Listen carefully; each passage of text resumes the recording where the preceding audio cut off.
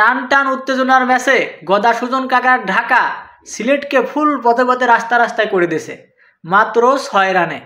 মাত্র 6 রানের ব্যবধানে সিলেট ফুল পথে পথে রাখছে। সিলেট এবারে আসলে মনে হচ্ছে ঢাকার চাইও খারাপ। সবাই ভাবছিল ঢাকা সবচেয়ে খারাপ। দুই খারাপ টিমের খেলা হচ্ছিল আজকে, খারাপ ভার্সেস খারাপ, হারু ভার্সেস হারু, দুই হারুর খেলা হচ্ছিল, সেখানে জিতে গেছে ঢাকা। যদিও আগের ঢাকা সিলেট ম্যাচে সিলেট জিতছিল, কিন্তু এইবার ঢাকা জিতে গেছে। ঢাকা এবার ভুল করেনি, মাত্র 6 রানে তারা ম্যাচটা উইন করে নিয়েছে। ওইদিকে সিলেট ফুল পথে পথে, সিলেট মানে টিমই সাজায় হচ্ছে হারার জন্য।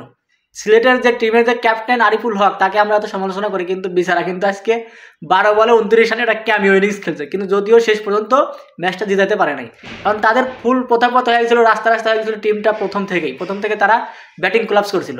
আর এই ব্যাটিং কোলাপস কিন্তু ঢাকাতেও করছিল। ঢাকাও কিন্তু প্রথমে তাদের ব্যাটিং ভালো করে, কিন্তু লাস্টের দিকে এসে ফিনিশিংটা দুর্দান্ত করেছিল তিসারা পেরেরা এবং লিটন কুমার দাস। ভাইয়া কিন্তু আবারও ফিরে আসছে ফর্মে, 70 রান করছে 48 বল আজকে। যারা কিনা এই লিটনকে আপনারা সমালোচনা করতেছিলেন, তাদের আজকে জবাব দিতেছে ব্যাট দিয়ে লিটন কুমার দাস। তিনি কিন্তু একজন ক্লাসিক্যাল প্লেয়ার, আসলেই তাই। তিনি যেদিন খেলেন সেদিন আসলে খেলাটা খেলে দেখতে ইচ্ছা করে। আর যদিও সিলেট এবারে আসলে সবচেয়ে দুর্বল টিম মনে হচ্ছে এবার, কারণ তারা এবার ফুল পথে তাদের মানে এবার আর কোনো আশাই নাই যে তারা নক আউট পর্বে খেলবে, কোয়ালিফাই করবে।